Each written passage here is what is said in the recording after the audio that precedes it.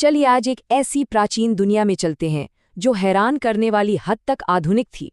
एक ऐसी सभ्यता जिसने आज से हजारों साल पहले ही भविष्य के शहरों का एक ब्लूप्रिंट तैयार कर दिया था। ये नाम सुनकर थोड़ा अजीब लगता है ना, मुर्दों का टीला।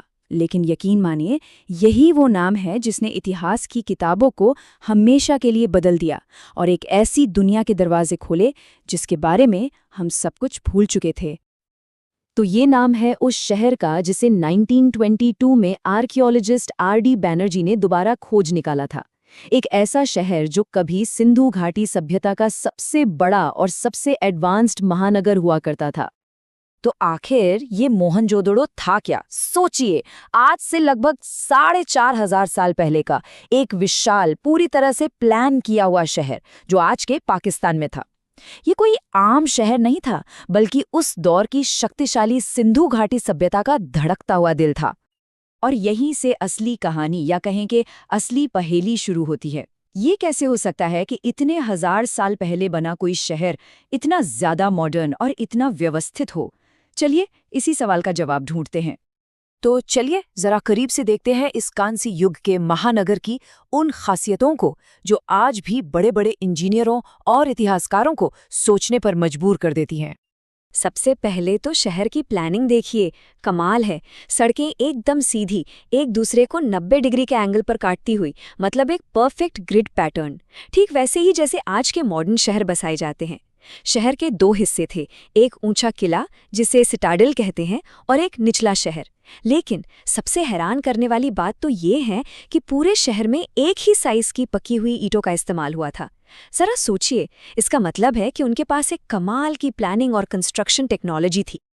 और शहर के बीचों बीच था ये ग्रेट बाथ या विशाल स्नानागार। ये सिर्फ कोई तालाब नहीं था, बल्कि वाटरप्रूफ ईंटों से बनी एक शानदार इंजीनियरिंग का नमूना था, जिसके साथ चेंजिंग रूम्स भी थे। ये उनके सामुदायिक जीवन और उनकी इंजीनियरिंग स्किल्स का एक बेहतरीन उदाहरण है।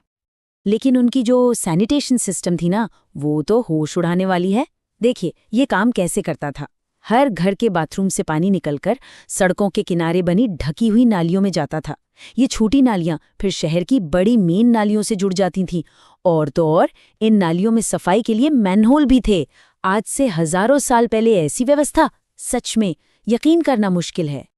तो अब तक जो हमने देखा वो तो सिर्फ एक शहर की कहानी थी, लेकिन असली बात तो ये है कि मोहनजोदड़ो कोई अकेला अजूबा था ही नहीं। ये एक बहुत बड़ी, एक जैसी और पूरी तरह से प्लान की हुई सभ्यता का एक जरूरी हिस्सा था। जी हाँ, बिल्कुल सही सुना।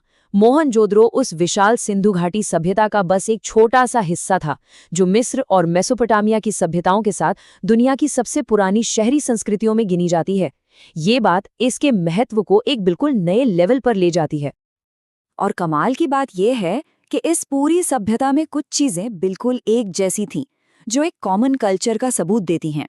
हर शहर में वैसी ही बेहतरीन टाउन प्लानिंग, वही एडवांस्ड ड्रेनेज सिस्टम, एक ही साइज की ईंटें और एक मजबूत ट्रेड नेटवर्क। लेकिन एक बहुत ही दिलचस्प बात है जो इसे बाकी सभ्यताओं से अलग करती है। यहाँ मिस्र या मेसोपोटामिया की तरह कोई बड़े बड़े मंदिर या राजाओं के आलीशान महल नहीं मिलते। हो सकता है उनका समाज ज्यादा बराबरी वाला रहा हो। तो चलिए एक छोटा सा टूर करते हैं इस सभ्यता के कुछ और बड़े शहरों का, ताकि हम इसके फैलाव और इसकी विविधता को और अच्छे से समझ सकें। हर बड़े शहर की अपनी एक खास पहचान थी। जैसे हड़प्पा में अनाज रखने के लिए एक लाइन में बने 6 बड़े बड़े अन्न भंडार मिले हैं। वहीं धौलावीरा के लोग वाटर मैनेजमेंट में माहिर थे। उन्होंने पानी बचाने का एक अद्भुत सिस्टम बनाया था। लोथल एक बहुत बड़ा बंदरगाह था, जहां एक विशाल मानव निर्मित डॉकयार्ड था। और कालीबंगा में तो दुनिया के सबसे पहले जुते हुए खेत का सबूत मिला है। ये विविधता ही शायद इस सभ्यता की असली ताकत थी। इतने शानदार शहर तो देख लिए, लेकिन इन शहरों को बसाने वाले लोग कैसे थे? उनकी जिंदगी कैसी थी? चलिए अब इन ईंटों और नालियों से आगे बढ़कर उन लोगों के जीवन में झांकते हैं जिन्होंने इस महान सभ्यता को बनाया था। उनकी इकोनॉमी खेती-बाड़ी, क्राफ्ट्स और पशुपालन पर तो चलती ही थी, लेकिन इसकी असली जान थी दूर दूर के इलाकों जैसे मेसोपोटामिया के साथ होने वाला व्यापार। और इतने बड़े लेवल पर व्यापार करने के लिए सबसे जरूरी क्या होता है? एक सिस्टम और मानकीकरण। और उनके इस पूरे सिस्टम का राज वो छिपा है सिर्फ एक नंबर में, 16। ये नंबर शायद साधारण लगे, लेकिन सिंधु घाटी के लोगों के लिए ये एक क्रांति से कम नहीं था। ये कोई मामूली नंबर नहीं था, ये उनके वजन और माप के सिस्टम का आधार था। 16, 32, 64 सब कुछ 16 के रेशो में। ये सिर्फ गणित नहीं था, ये इस बात का सबूत था कि उनका ट्रेड कितना ऑर्गेनाइज्ड और फेयर था, जिसकी वजह से हजारों किलोमीटर तक फैला व्यापार मुमकिन हो पाया। अच्छा, अब बात करते हैं उनकी कला और उनके विश्वास की, जो उतने ही दिलचस्प हैं। हमें डांसिंग गर्ल की मशहूर कांसे की मूर्ति और दाढ़ी वाले पुजारी की रहस्यमयी मूर्ति मिली है। सबूत बताते हैं कि वो मातृदेवी, पेड़ों और जानवरों की पूजा करते थे। उनकी मोहरों पर एक पशुपति की आकृति भी मिलती है, जिसे कई लोग भगवान शिव का शुरुआती रूप मानते हैं। और एक बार फिर यहाँ भी बड़े पब्लिक टेम्पल्स का कोई निशान नहीं है। तो सवाल ये उठता है कि इस महान सभ्यता की विरासत का आज क्या हुआ? क्या वो सुरक्षित है? आज मोहनजोदारो और धोलावीरा जैसे सिंधु घाटी सभ्यता के बड़े ठिकानों को यूनेस्को ने वर्ल्ड हेरिटेज साइट का दर्जा दिया है। ये इस बात का सबूत है कि ये पूरी इंसानियत के लिए कितने जरूरी हैं। लेकिन एक कड़वी सच्चाई ये भी है कि ये शानदार विरासत आज खतरे में है।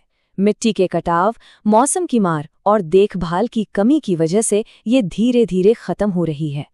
और यहीं पर हम एक आखिरी सवाल के साथ रुकते हैं कि प्राचीन सभ्यता अपने अंदर और कितने राज छुपाए बैठी है, जिसकी लिखावट को आज तक कोई पढ़ नहीं पाया है। और सबसे ज़रूरी सवाल, क्या हम इन अनमोल सुरागों को हमेशा के लिए खो जाने से पहले बचा पाएंगे?